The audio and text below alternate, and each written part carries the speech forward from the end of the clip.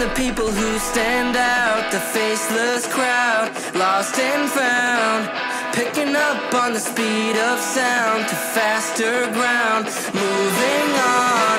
I can't hold back all the new progress, what I've done best, but how about now?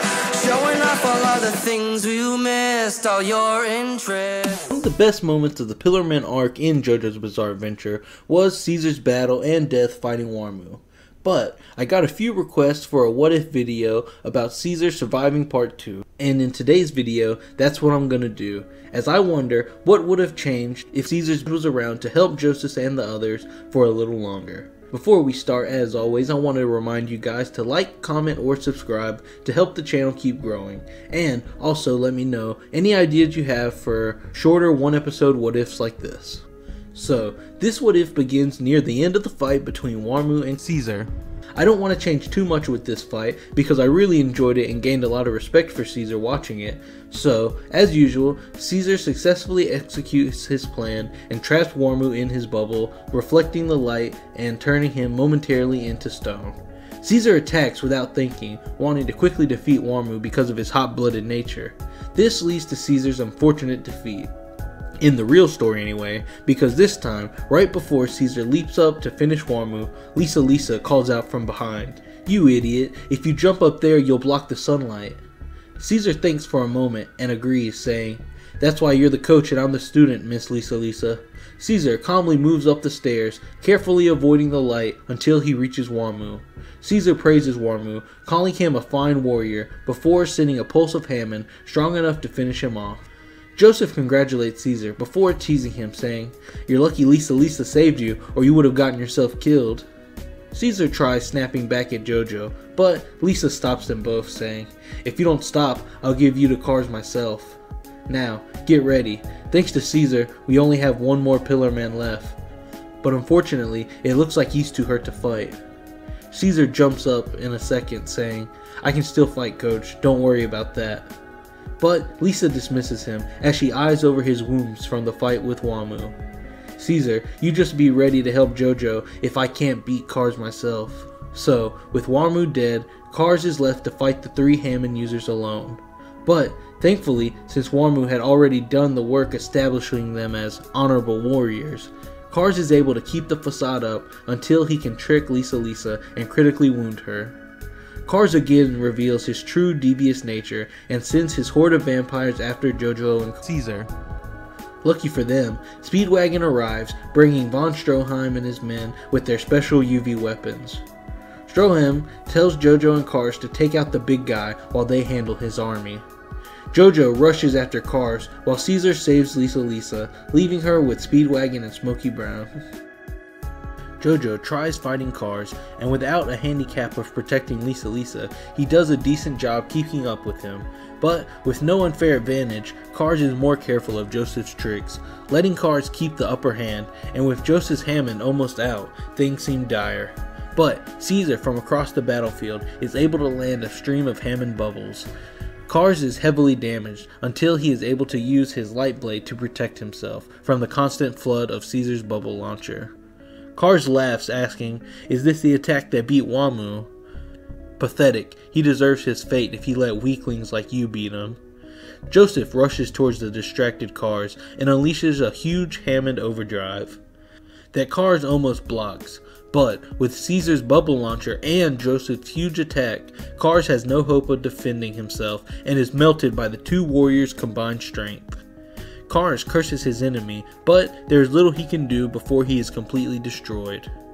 From here, most of the JoJo story goes unchanged, like Joseph and Susie getting married and the JOSTARS family continuing to grow. But with the exception of Joseph and Cars remaining close and growing older together as friends. So of course, many years later, when Joseph's family is targeted by an evil vampire, an older Caesar joins his best friend Joseph for one last adventure. But with no stand ability, Caesar is limited to a bit more of a supportive role, always staying close to Joseph and acting as a possible longer range option to complement Joseph's more close to medium range stand. His ability to use Hammond is also helpful in destroying the various flesh buds Dio has implanted in the stand users helping him.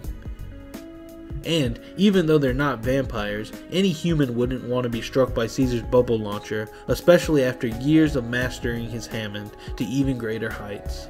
So, the story of part 3 goes unchanged mostly, except a few nice nostalgic moments where Joseph and Caesar fight side by side like in their youth.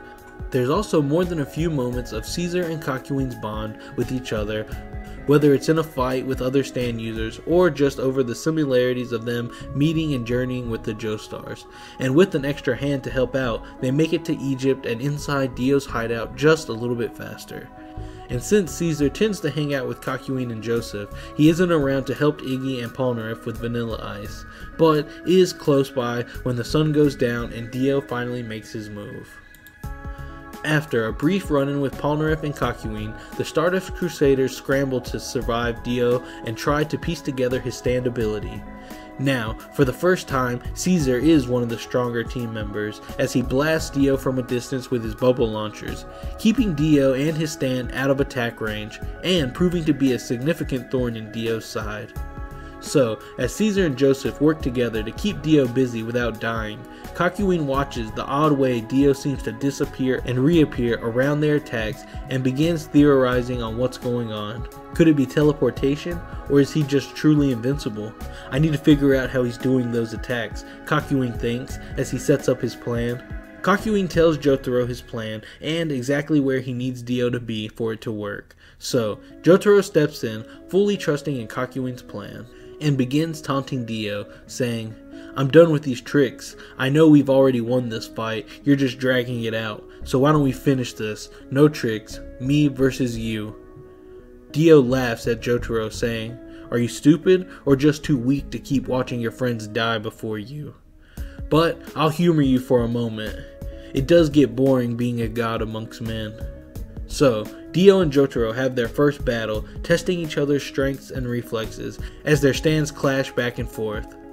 Caesar finds Cockyween, who again explains his plan, saying, "I'm going to set a trap that Dio shouldn't be able to avoid." Caesar asks, "What happens if he does dodge it then?" Cockyween smiles, "Then I'll probably be dead. So, I need you to be ready if my trap doesn't work, because he's going to go after me next. But it's okay, you won't be able to save me. But you can land your attack and finish him off. Just make sure you're out of his stand's range," Cockyween tells him. Caesar sees the determination in Cockyween's eyes and knows he can't talk the young man out of risking his life. He just tells Cockyween good luck, then adding, "I wonder what the JOSTARS would do without guys like us always watching their backs." Cockyween again laughs and says goodbye to his new friend Caesar before finishing his preparation as Jotaro and Dio's battle continues. Seeing as the World and Star Platinum are evenly matched, Dio begins to get annoyed and is ready to end the fight. Jotaro continues fighting back with all his strength, matching the World until he is hit by an attack he cannot see coming. Thankfully, Star Platinum was able to avoid most of the damage, thanks to being just far enough to not take the full strength of Swordo. Joseph quickly steps in by trying to grab Dio, but, just like the others, has no chance of landing his attack, as Dio laughs and mocks their pathetic attempts at beating him. Jotaro protects Joseph as Dio tries killing him, fearing his Hammond abilities, but finds himself in Cockyween's trap.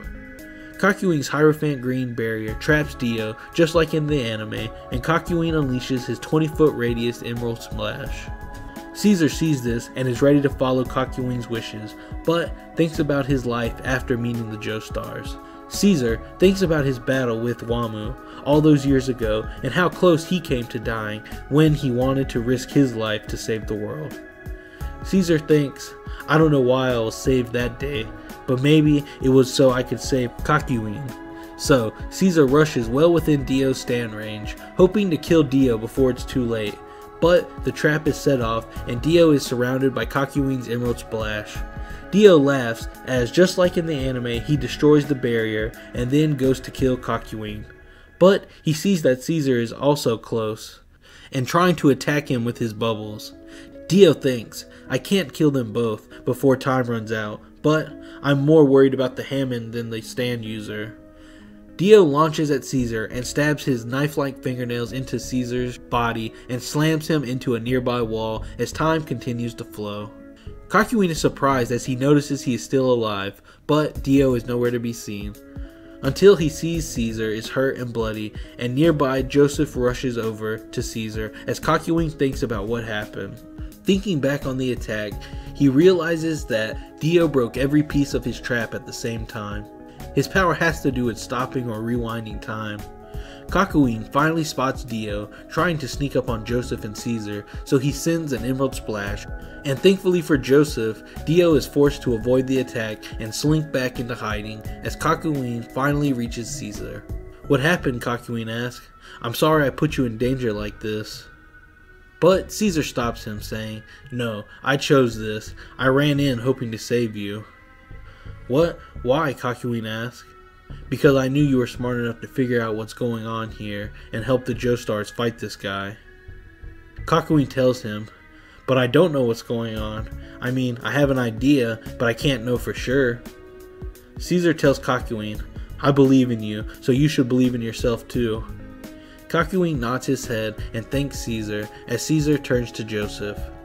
Joseph also apologizes for not keeping a closer eye on him, but again Caesar interrupts, saying, "No, I wanted to go and help you again. The Joestar family has been my family all these years, and I'm glad to die for my family."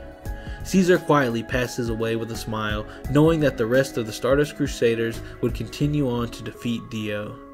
And with Caesar's final words, they waste little time going back on the attack. Kakyoin tells Joseph that he thinks Dio is stopping time.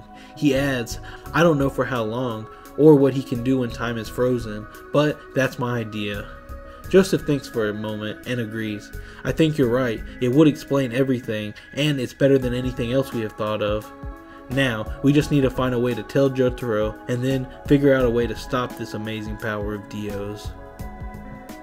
Jotaro continues fighting Dio, with his body out of range and his stand barely in reach, just there to counter and defend itself, until finally his backup arrives, as Dio is now surrounded by Kakyoin, Joseph, and Jotaro. Kakyoin begins explaining to Jotaro what he found out about Dio's stand. Dio is surprised as he hears Kakyoin speak.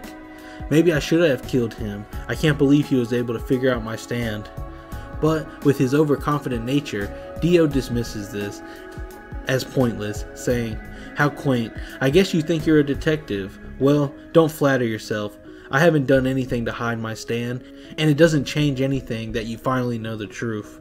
This power of mine is unstoppable, and it's the only power fit to rule the world.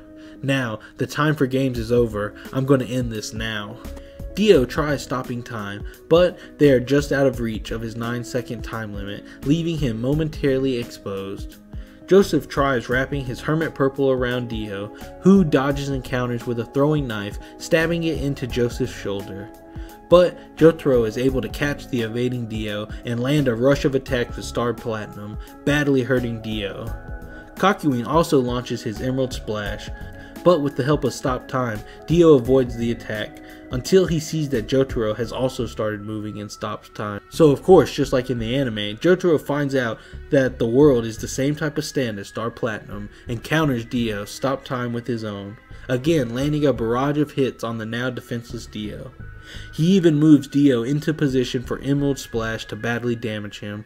The almost defeated Dio, who collapses on the floor, the three stand users pull their stand power together, and with the help of Joseph's Hammond, Dio is defeated, and the Stardust Crusaders have for the most part survived Dio's assault. From here, Jotaro and the others find an injured Polnareff and make their way first to a hospital, then home, promising to stay in touch and happy to call each other friends. They say goodbye to their fallen comrades and each other before continuing on with their lives until the next adventure finds them. That's it for today. Thanks so much for watching this what if video. I saw a few comments and people talking about wanting to see a what if like this, so I hope you enjoyed it. And if you did, don't forget to leave a comment or subscribe to keep helping What the If grow. That's all for today. I hope you all have a good one, and I'll talk to you all next time.